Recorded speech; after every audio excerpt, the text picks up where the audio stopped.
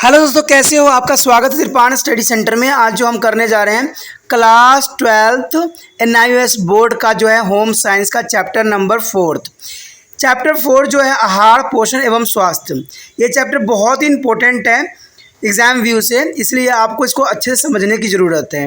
ये चैप्टर में हम पढ़ेंगे कि जो वित्तीय पोषक होते हैं, ठीक है, मैक्रो एंड माइक्रो जो होते हैं तत्व, वो किस लिए हमारे लिए इम्पोर्टेंट होते हैं, उसका क्या महत्व है।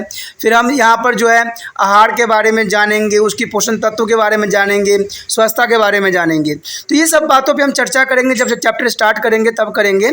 लेकिन आपको पता है कि चैप्टर में बहुत और कुछ है जो आपको समझना चाहिए और एग्ज़ाम व्यू से इम्पोर्टेंट रहने वाला है। तो आपको पता है कि चैप्टर स्टार्ट करने से पहले एक बात जो मैं हमेशा कहता हूं, जिसको आपको सोचना भी चाहिए, विचार भी करना चाहिए और अमल भी करना चाहिए, ये है कि जब भी वीडियो देखिए पूरा देखिए, क्योंकि अधूरा जानकारी सदैव खतरनाक होता है। साथ में एक इम्पोर्टेंट बात ये भी रहती है कि अगर आप पहली बार वीडियो देख रहे हो तो लाइक शेयर सब्सक्राइब जरूर कीजिए। देखिए दोस्तों, लाइक कीजिएगा तो इससे ये होता है कि बनाने वाले का जो मनोबल होता है वो बढ़ता है और आपके लिए अच्छा से अच्छा करने की सदैव कोशिश करता है। तो लाइक जरूर कीजिए और लाइक करके मुझे प्रोत्साहित कीजिए, जिससे मैं आपके लिए अच्छा से अच्छा और भी बेस्ट बना सकूं। और शेयर करना तो कहते हैं जग कल्याण के समान है। अगर आप दूसरे जरूरतमंद बच्चे हैं उनको अगर शेयर करते हैं और उन तक ये वीडियो पहुंचाते हो तो इससे ये होता है कि अगर उनकी आवश्यकता थी और वो उसी वीडियो की प्रतीक्षा में थे और आपके थ्रू वो मिल गया है तो वो आपकी शुक्रिया अदा करेंगे और आपको धन्यवाद देंगे और आपको जो है अच्छा भी कहेंगे, ठीक है। और सब्सक्राइब करना इसलिए इम्पोर्टेंट है कि आप वीडियो तब भेजोगे ना अपने दोस्तों के पास जब आपके पास ही पता लगेगा कि ये वीडियो उनके लिए है। तो सब्सक्राइब करोगे तभी आप तक इसका नोटिफिकेशन जो है मिलेगा और सही समय पर जो है दूसरे बच्चों को भी हेल्प कर पाओगे। दोस्तों, आप सोचते होंगे कि त्रिपाण स्टडी सेंटर जो है सिर्फ वो जो है NIOS बोर्ड के लिए ही वीडियो बनाता है या सिर्फ एक ही क्लास के लिए वीडियो बनाता है। ऐसा नहीं है दोस्तों, ये जो है कई मायनों में हर जगह जो है हेल्पफुल है, क्योंकि ये जो है 8th class 9th 10th 11th 12th CBSE के सभी चैप्टरों को जो है कवर करता है। प्लस जो है NIOS बोर्ड 10th हो या +2 हो सभी सब्जेक्टों को कवर करता है। प्लस जो है ये पंजाब यूनिवर्सिटी के फर्स्ट सेमेस्टर से लेके 6th सेमेस्टर तक 8 सब्जेक्टों को जो है कवर करता है। और जो है BA जो है BA के बाद जो है MA है। MA में जिन बच्चों की जो प्रॉब्लम होती है उनको भी सोल्यूशन करने के लिए त्रिपाण स्टडी सेंटर सदैव अग्रसर है। तो कहते हैं इतना हेल्पफुल हो जाने के बाद भी अगर त्रिपाण स्टडी सेंटर को आप सब्सक्राइब नहीं करते हो तो आप दूसरे बच्चों को भी हेल्प नहीं कर पाओगे। तो सोचिए मत, विचार मत कीजिए, अभी त्रिपाण स्टडी सेंटर को सब्सक्राइब कीजिए, लाइक कीजिए, शेयर कीजिए और दोस्तों के साथ इसको व्हाट्सएप स्टेटस पे लगाइए। ठीक है दोस्तों, ये तो था आपके लिए। अब देखते हैं हमारे आज सिलेबस में क्या है। आगे जो हम करेंगे दोस्तों, ये करेंगे पोषण तथा पोषक तत्व। देखिए, पोषण तथा पोषक तत्व जो होती है बहुत इंपॉर्टेंट है। कहते हैं पोषण, देखिए पोषण और पोषक ये दो अलग वर्ड है, ठीक है, दोनों को आप एक नहीं समझिएगा। पोषण जिसे हमें पोषण होती है, पोषक तत्व आपको पता है पोषक तत्व के जो है 2 भागों में डिवाइड किया गया है, तो उसके बारे में हम समझेंगे, ठीक है। तो आइए सबसे पहले जो है पोषण के बारे में पढ़े कि आखिर पोषण होती क्या है। पोषण के बारे में आप क्या कह सकती हो। हम सभी भोजन करते ही हैं। भोजन शरीर का जो है पोषण करता है, शरीर के स्वास्थ्य भी रखता है। हम जो भोजन करते हैं वो विभिन्न प्रक्रियाओं से होकर गुजरती है, जैसे पाचन हो गया, अवशोषण हो गया और शरीर के विभिन्न भागों में जो है रक्त संचलन द्वारा प्रयुक्त होती है। जिस भोजन का पाचन का अवशोषण नहीं हो पाता है वो निष्क्रिय कर देता है, यानी जहाँ पाचन नहीं होता है वहाँ पर जो है आपको पता है पेट खराब हो जाती है, आपका लूज मोशन के शिकार हो जाते हो।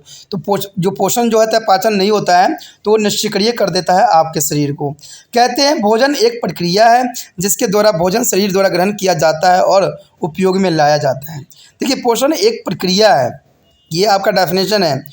पोषण एक प्रक्रिया है जिसके द्वारा भोजन शरीर द्वारा ग्रहण किया जाता है और उसका उपयोग में लाया जाता है, तो उसे हम क्या कहते हैं दोस्तों, पोषण कहते हैं। तो पोषण आप माइंड से भूलना नहीं है, पोषण आपको समझ में आ ही गया होगा कि पोषण एक प्रक्रिया है जिसके द्वारा भोजन शरीर द्वारा ग्रहण किया जाता है और उसमें उपयोग में भी लाया जाता है। कहते हैं भोजन जो है कुछ प्रक्रिया से गुजरती है, जैसे आपको पता है पोषण है भोजन खाना, फिर उसको पचाना, फिर रक्त में घुलना, विभिन्न अंगों में पहुंचाना और से द्वारा प्रयुक्त होना। आपको पता है कि जब हम कोई भोजन ग्रहण करते हैं तो ये हमारा सबसे पहले जो है पाचन तंत्र में जाती है, यानी आपका जो है स्टमक में जाती है। ठीक है, स्टमक में जाने के बाद क्या होता है, वहाँ पर सारे तरह के जो है आपको पैंक्रियास ग्लैंड जो होती है वहाँ पर एसिड देती है। एसिड की वजह से क्या होता है, खाना जो होता है न्यूट्रलाइज हो जाता है और फिर उसके बाद जो होता है छोटी या बड़ी में, पहले छोटी में जाती है फिर बड़ी जो है आपको इंस्टाइन में जाती है। यहाँ पर से जो होता है सारे रस को जो है पानी को निचोड़ दिया जाता है और निचोड़ के किडनी को भेज दिया जाता है। अब देखिए दोस्तों, जो निचोड़ दिया जाता है और जो वेस्ट मटेरियल रह गया यानी ठोस यानी सॉलिड फॉर्म में जो रहता है मटेरियल, वो बॉडी के अंश के थ्रू निकल जाता है, यानी गुर्दा के थ्रू बाहर निकल जाता है, जिसका कोई उपयोग नहीं होता है।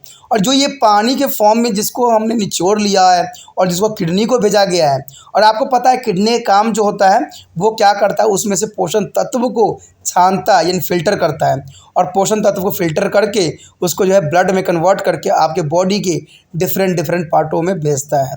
ठीक है, जब ये न्यूट्रल हो जाती है, जब यूज़ हो जाते हैं, जब ये ब्लड के रूप में यूज़ कर लेती हो, तो ये जो होता है हृदय को भेजता है। और वहाँ हार्ट जो होता है, वो हार्ट जो होता है आपको लंग्स को भेजता है।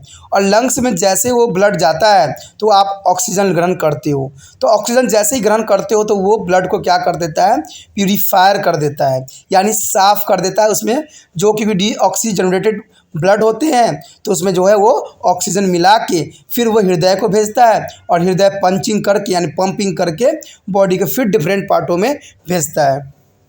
तो कहते हैं इस तरह से जो है हमारे शरीर में जो है पूरे शरीर में रक्त का संचारण होता है और पोषण तत्व की जो संचरण कैसी होती है। मैंने हर एक बात आपको बारीकी से समझाया है, तो इस बात को आप ज़रूर समझिएगा। और कोई क्वेश्चन करे कि हमारे शरीर में जो है भोजन कैसे कार्य करता है तो आपको इसमें डाउट नहीं होना चाहिए। ठीक है, कहते हैं पोषण तत्व उनके कार्य क्या होते हैं।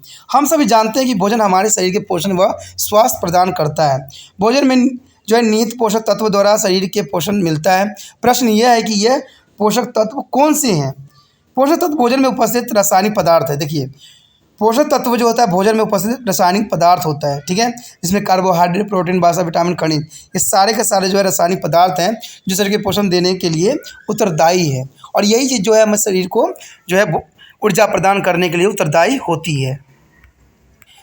अब इसमें जो पोषक तत्व जो होते हैं दो प्रकार के होते हैं, एक होता है विहित पोषक तत्व, एक होता है सूक्ष्म पोषक तत्व। इसमें जो आप कह सकते हो इसको सिंपल लैंग्वेज में माइक्रो और मैक्रो। आप सोचिएगा दोनों वर्ड सेम है, नहीं दोस्तों। पहला जो है MICRO मैक्रो है और ये जो है MARCO यानी इसमें आई और इसमें ए का अंतर है। तो कहते हैं कि इसको हम विहित पोषक तत्व कहते हैं और ये जो होता है सूक्ष्म यानी माइक्रो, MIRCO मैक्रो, MI में आ गया। और ऊपर वाला जो होता है यानी विहित पोषक में क्या होता है, MA में आ जाता है। तो ये जो होते हैं विहित पोषक तत्व और सूक्ष्म पोषक तत्व। विहित पोषक तत्व जो होते हैं हमारे शरीर में अधिक मात्रा में आवश्यकता होती है और सूक्ष्म तत्व जो होती है बहुत ही कम अमाउंट में आवश्यक होती है। तो इसके बारे में चलिए देखते हैं और क्या हम जान सकते हैं। कहते हैं अच्छे स्वास्थ्य के लिए विहित एवं सूक्ष्म दोनों की पोषक तत्व आवश्यक है। शरीर के लिए दोनों ही महत्वपूर्ण कार्य करते हैं, तो इसलिए भी ये हमारे लिए इम्पोर्टेंट है। तो सबसे पहले हमारे जो आते हैं विहित पोषक तत्व यानी मैक्रो, MACRO मैक्रो। ठीक है, न्यूट्रिशन एलिमेंट। ठीक है, ये भोजन में बड़ी मात्रा में उपस्थित कर रहते हैं। मैंने पहले कहा था कि जो विहित होते हैं अधिक मात्रा में हमें चाहिए होता है और ये शरीर के लिए बड़ी मात्रा में आवश्यक भी होता है।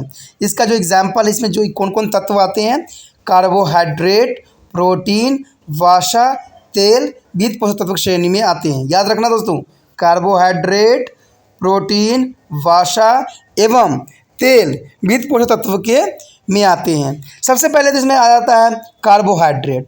कार्बोहाइड्रेट को आप शर्करा भी कहते हो। शर्करा मतलब चीनी में भी काफ़ी अमाउंट में कार्बोहाइड्रेट होती है। यानी कहते हैं प्रायः कार्बोहाइड्रेट स्टार्च, कंद, अनाज, दाल, आलू में बड़ी मात्रा में शर्करा होती है।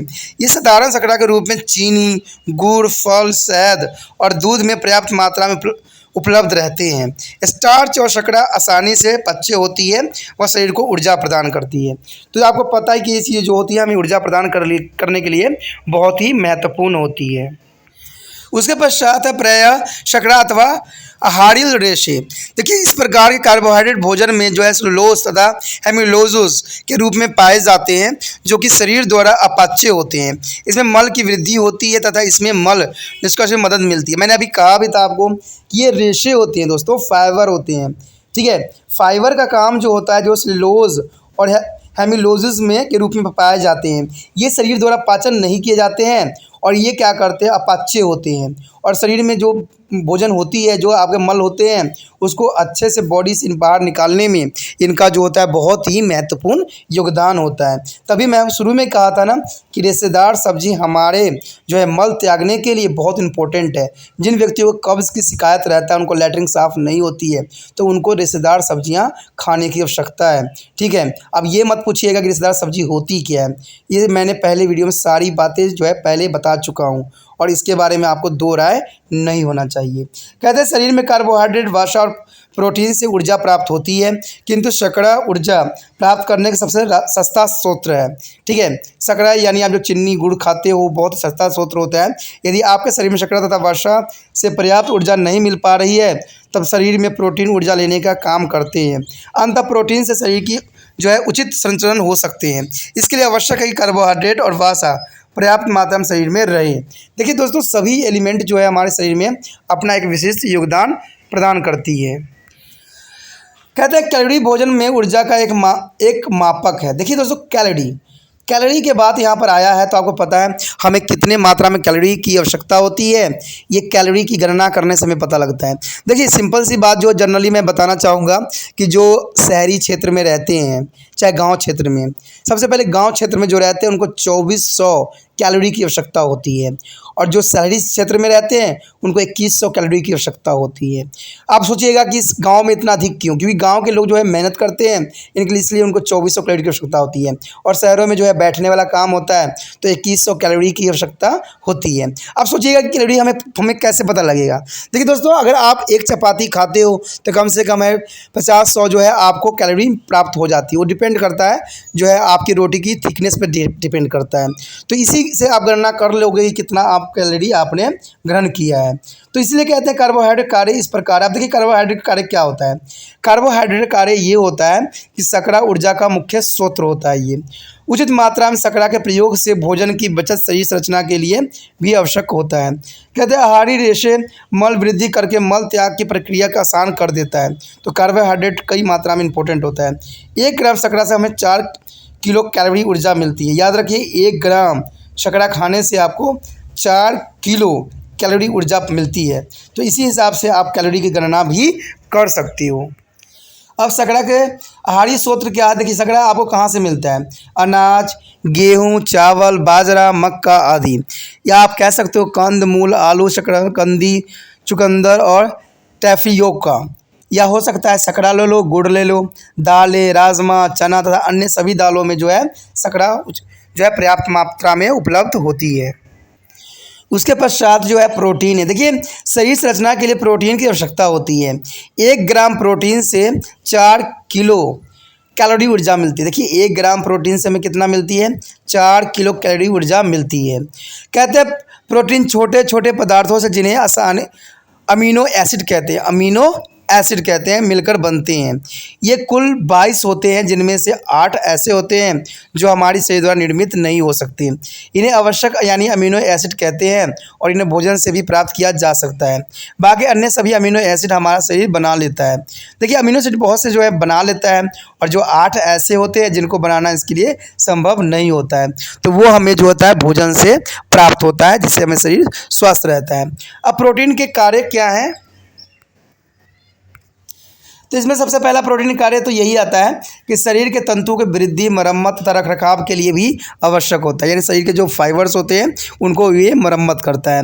एंजाइम, हार्मोन, हीमोग्लोबिन तथा प्रतिपिंड एंटीबॉडी के निर्माण के लिए भी आवश्यक होता है। देखिए एंटीबॉडी तो आपने नाम सुना ही होगा, कहते कोरोना वायरस को मारने के लिए साइंटिस्टों ने एंटीबॉडी बनाया। और अब देखिए एंटीबॉडी हमें किससे मिल रही है? प्रोटीन से।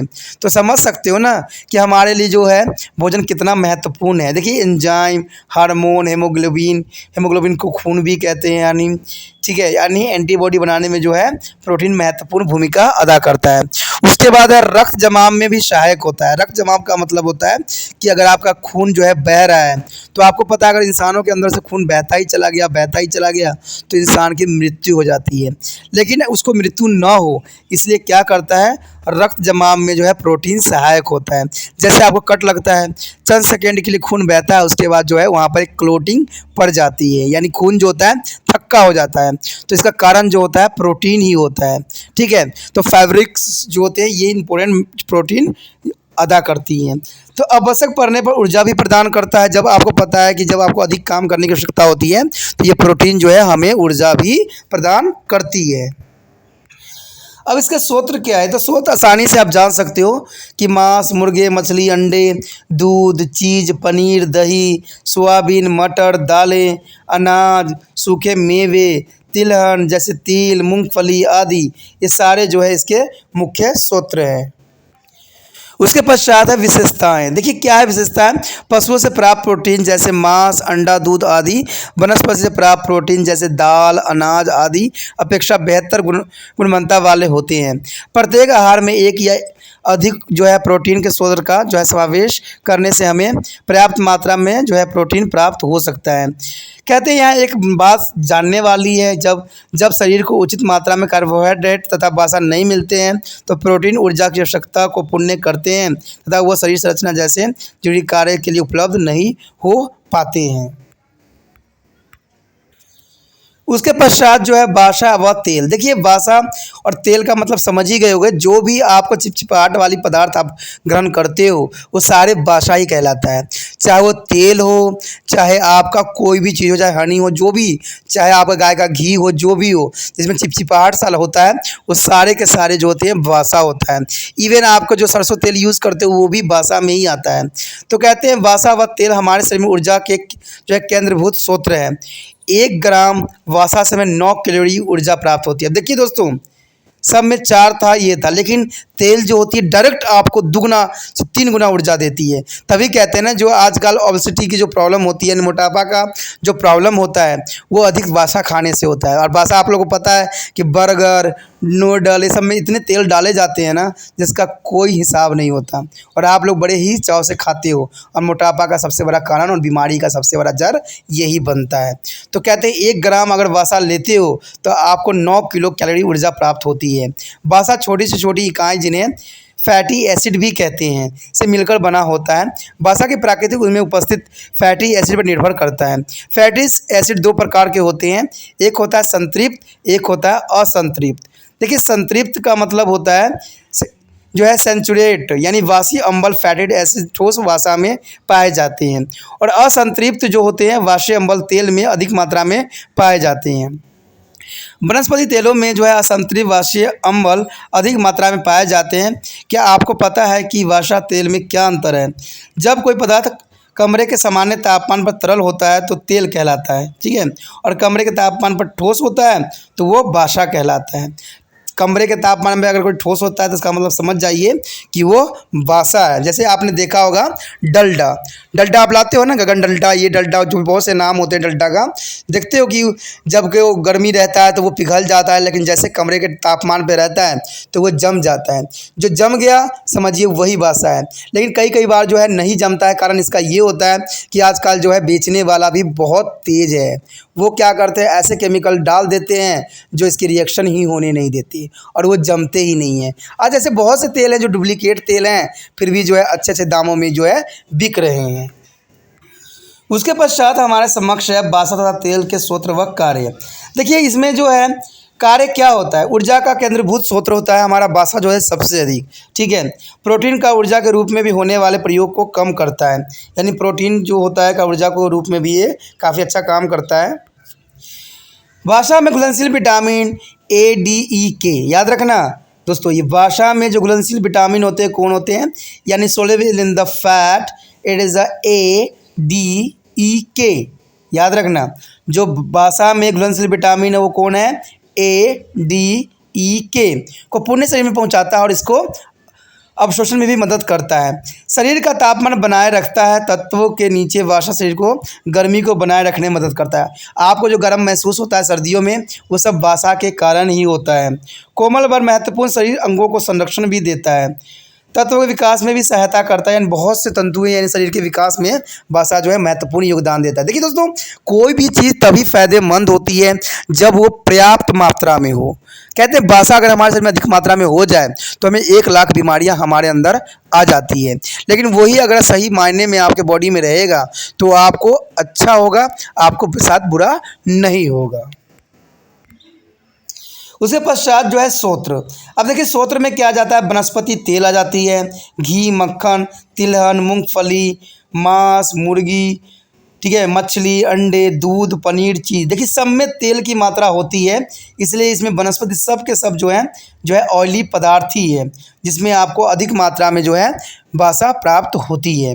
तभी कहते हैं ना, वसा को थोड़ा कम अमाउंट में लेना चाहिए, नहीं तो आपका कोलेस्ट्रॉल बढ़ जाएगी। यानी जो होता है अधिक मात्रा में तेल लेने से आपके जो नर्व्स होते हैं, जहाँ से ब्लड सप्लाई आपके बॉडी तक पहुँचती है, वहाँ पर जो होता है फैट जम जाता है, और इसी फैट जम जाने के कारण ही आपको हार्ट अटैक होती है, और आप जो होते हो आपके बॉडी जो है सुचारू रूप से कार्य करना भी बंद कर देता है, यानी लकवा का भी कारण बन जाता है। तो कहते हैं ना, पढ़ाई करोगे तो बहुत कुछ समझोगे। उसके पश्चात है विशेषता। देखिए वसा से भोजन में स्वाद, पाचनशीलता व सुंदरता बढ़ती है। वसा से पेट भरे रहने की अनुभूति होती है, यह ज़्यादा देर तक पेट में ठहरता है। आपने इस पर एक बात देखा होगा कि आपने साधारण रोटी खाया होगा, नॉर्मल रोटी, तो उसके भूख जो होता है आपको 12 बजे फटक से लग जाती है, लेकिन वही अगर आपने पूरी खा के घर से गए होगे तो आपको जो है रात तक भूख नहीं लगती। कारण क्या होता है दोस्तों, समझ गए होगे ना कि उसमें क्या होता है, वासा। पूरी में क्या होता है, वासा बना होता है, तेल में जो है ताला हुआ होता है, तो इसके तेल जो होता है हमारे बॉडी अब्जॉर्ब जल्दी नहीं कर पाता है, और आपको जो है कई घंटों तक आपको भूख नहीं लगती है। इवन जब आप रोटी खाते हो, सिंपल रोटी खाते हो, साधारण रोटी खाते हो, तो उसमें वासा नहीं होती है, और वो आपको जल्दी ही पाच्य हो जाता है, और आपको जो है दूसरा खाना खाने की आवश्यकता पड़ जाती है। उसके पश्चात हमारे समक्ष जो है सूक्ष्म पोषक तत्व, यानी मैक्रो, MICRO, मैक्रो पोषक यानी पोषण एलिमेंट। तो ऐसे महत्वपूर्ण पोषक तत्व जो शरीर भोजन में अल्प मात्रा में रहते हैं, ये बहुत ही हमारे शरीर में कम मात्रा में ज़रूरत पड़ती है, पर शरीर के लिए आवश्यक होती है। सूक्ष्म पोषक तत्व कहलाते हैं, यानी जो हमारे शरीर में अल्प मात्रा में आवश्यकता होती है उसे दोस्तों क्या कहते हैं, सूक्ष्म पोषक तत्व। ये डेफिनेशन है। खनिज और जो है विटामिन सूक्ष्म पोषक तत्व के श्रेणी में आते हैं। यदि यह सूक्ष्म पोषक तत्व उचित मात्रा में नहीं खाए जाए तो कुछ रोग होने की संभावना सदैव बनी रहती है। कहते हैं खनिज तथा विटामिन जो है सूक्ष्म पोषक तत्व कहलाते हैं। खनिज और विटामिन, कौन दोस्तों, खनिज और विटामिन जो है इसके जो है सूक्ष्म पोषक तत्व कहलाते हैं। तो इसमें जो है विटामिन क्या कहता है देखते हैं। विटामिन हमारे शरीर में जो है विटामिन अति अल्प मात्रा में रहते हैं, पर आपको यह जानकर आश्चर्य होगा कि शरीर के सभी कार्य में इनका जो है महत्वपूर्ण योगदान होता है। ठीक है, विटामिन 2 प्रकार के होते हैं। वसा में घुलनशील, ये आपको पता ही होगा, मैंने अभी समझाया था कुछ देर पहले, ADE और K होता है, और पानी में जो घुलनशील होता है वो होता है B और C। याद रखिएगा, बहुत इंपॉर्टेंट क्वेश्चन है। वसा में घुलनशील कौन होता है, ADE और K, और पानी में घुलनशील कौन होता है, B और C। तो देखिए, चलिए देखते हैं इनके कार्य क्या है। इसमें सबसे पहले तो यही आता है विटामिन A। देखिए ये जो होता है, कार्य जो होता है नेत्र के उचित रूप से कार्य करने के लिए आवश्यक है। इसका स्रोत जो होता है जिगर, अंडा, मछली, तेल, दूध और दूध के उत्पाद, और हरी जो है पदार्थ, सब्जी जैसे पालक, मेथी इत्यादि। उसके बाद जो है यह हमारे त्वचा, नाक, मुंह, गले, आँख, कान, फेफड़े और अन्य अंगों के अंदर की परतों को स्वस्थ रखता है। देखिए इतने सारे जो है इसके कार्य होते हैं। ये पीले लाल फल और सब्जी जैसे पपीता, संतरा, गाजर, काशी फल, आम आदि में ये पाया जाता है। उसके पश्चात है विटामिन डी। देखिए विटामिन डी बहुत इंपॉर्टेंट होता है और इसका सबसे अच्छा जो है स्रोत जो होता है सूर्य के प्रकाश ही होता है। कहते हैं दांत और हड्डियों को मजबूत बनाने में बहुत ही महत्वपूर्ण होता है, ठीक है, जिसमें सूरज की रोशनी में त्वचा द्वारा निर्मित की जाती है। कैल्शियम और फास्फोरस का शरीर में उपयोग और अवशोषित करने में मदद भी करता है, जैसे अंडे, जिगर, मछली, तेल तथा दूध, मक्खन भी अच्छे स्रोत हो सकते हैं। इसमें रिफाइंड तेल और घी जो कि विटामिन डी के मिश्रित होते हैं, इंपॉर्टेंट होता है। देखिए दोस्तों कभी कभी जो होता है ये अगर आप धूप में खड़े भी रह जाते हो ना तो हमारा त्वचा जो होता है ऑटोमेटिक विटामिन डी को अब्जॉर्ब करता है और वो जो है शरीर को और हड्डियों को मजबूती भी प्रदान करता है। उसके बाद आता है विटामिन ई। देखिए विटामिन ई जो होता है ऑक्सीजन की उपस्थिति में कुछ तत्वों को नष्ट होने से बचाता है। देखिए कुछ तत्वों को नष्ट होने से इसका कार्य होता है बचाना। इसमें कहाँ पाया जाता है? ये सभी अनाज, दाल और वनस्पति तेल में जो है ये पर्याप्त मात्रा में उपलब्ध होता है। उसके पश्चात जो हमारे समक्ष है विटामिन के। देखिए ये चोट लगने पर रक्त को जमाने में मदद करता है, ये काम होता है विटामिन के का। याद रखना कि अगर चोट उट लगती है तो जो ब्लड को थक्का बनाता है वो उसका काम जो होता है विटामिन के का। कहते हैं आंतों में पाए जाने वाले एक बैक्टीरिया द्वारा निर्मित होती है ये, ठीक है। ये हरी पत्तेदार सब्जी, अंडे और जिगर में पाया जाता है। देखिए जो मांसाहारी हैं वो अंडे और जिगर खा सकते हैं, लेकिन जो शाकाहारी हैं वो हरी पत्तेदार सब्जियां खा के इस विटामिन के को जो है मात्रा को पूरा कर सकते हैं। वो जो हमने पढ़ा था वो था जो है बासा में घुलनशील विटामिन। अब जो हम पढ़ने जा रहे हैं जल में घुलनशील विटामिन के कार्य और स्रोत। देखिए जल में घुलनशील विटामिन है तो इसमें यही आता है सबसे पहले विटामिन बी। इसमें कॉम्प्लेक्स कुल 8 विटामिन मिलकर विटामिन बी कॉम्प्लेक्स कहलाते हैं, जैसे थायरामीन, ठीक है, राइबोफ्लेविन्स, नायसिन आदि बहुत से होते हैं जिसके बारे में हम आगे करेंगे। इसका कार्य यही होता है दोस्तों कि शरीर में शर्करा के उपयोग में सहायक होता है। स्नायु स्थान को सामान्य काम करने में मदद करता है। स्नायु जो आपके पैरों के घुटनों में होती है, ठीक है, जिसको हम लिक्विड कहते हैं, उचित वृद्धि के लिए भी आवश्यक होता है। शरीर के अंगों को सुचारू रूप से कार्य करने में मदद करता है। रक्त में लाल कोशिकाओं को बनाए रखने में मदद करता है। देखिए रक्त में लाल का मतलब होता है हीमोग्लोबिन की बात कर रहा है, यानी आरबीसी की बात कर रहा है, यानी जो आपके बॉडी में जो आपका खून लाल होता है उसके बनाने में जो है विटामिन बी का कार्य होता है। यानी ये विटामिन बी जो होता है वो हीमोग्लोबिन का निर्माण करता है और हीमोग्लोबिन की वजह से ही जो होता है ब्लड रेड दिखता है। और इसका स्रोत देखिए कोई खास नहीं है, जिगर, मुर्गी, मांस, मछली, अंडे और साबुत अनाज, दालें, हरी पत्तेदार सब्जियां और दूध। जो शाकाहारी हैं उनको साबुत अनाज, दालें, हरी पत्तेदार सब्जियां खाने की आवश्यकता होती ही होती है, और जो नहीं खाते हैं उनका जो है सुचारू रूप से बॉडी कार्य नहीं कर पाता है। उसके पश्चात है विटामिन सी, ठीक है, ये जो है जल में घुलनशील है विटामिन सी। तो ऐसे तत्व के निर्माण में सहायक होता है जिसमें तंतु और कोशिका जुड़कर रहती है, ठीक है, ये हमारे बहुत इंपॉर्टेंट होता है। मजबूत दांत और हड्डियों के लिए भी आवश्यक होता है ये। इसमें हीमोग्लोबिन को बनाने में भी सहायक होता है और शरीर में अन्य पोषक तत्वों को उपयोग में मदद भी करता है। कहते हैं रोग को कीटाणुओं से लड़ने की क्षमता में भी मदद ये करता है, ठीक है। इसका सबसे अच्छा स्रोत जो होता है वही होता है रसदार फल, जैसे आंवला, संतरा, नींबू, अमरूद आदि, ये बहुत ही महत्वपूर्ण होते हैं। इसमें के बाद जो है हरी पत्तेदार सब्जियां जैसे पालक, पत्ता गोभी, अंकुरित दालें जैसे चना को अंकुरित करके भी आप खाओगे तो आपको विटामिन सी जो है प्रचुर मात्रा में मिलेगा। ज़रूरी नहीं है कि हम कुछ और ही खाएं, ये भी जो है साधारण है। आंवला भी खा सकते हो, संतरा भी खा सकते हो, नींबू, अमरूद। तभी तो कहते हैं जो मौसमी फल होते हैं उनको आप जो है अच्छे से और मज़े से खाओ, ठीक है दोस्तों। ये जो था हमारा बी पार्ट का था। आगे जो हम करेंगे इसके पार्ट सी में करेंगे। ये छोटे छोटे वीडियो इसलिए होते हैं क्योंकि आपको जो है अच्छे क्वालिटी के साथ साथ आपको थोड़ा कम समय में ही समझ में आए। बाकी जो होगा पूरा वीडियो भी होगा, जैसे कहते हैं जैसे बच्चे की सोच वैसा मैं काम कर रहा हूँ। तो इसी बेस पे जो है आगे हम जो है बी सी पार्ट में करेंगे। तो आप लोग बने रहिए और देखते रहिए तिरपान स्टडी सेंटर। तो मिस मत कीजिएगा कोई भी पार्ट। जो बच्चा कर गया पार्ट मिस, वो रह गया ज्ञान उसका अधूरा। तो सोचिएगा मत, इसके हम अगले पार्ट सी में मिलेंगे। ओके दोस्तों, अपना ध्यान रखना।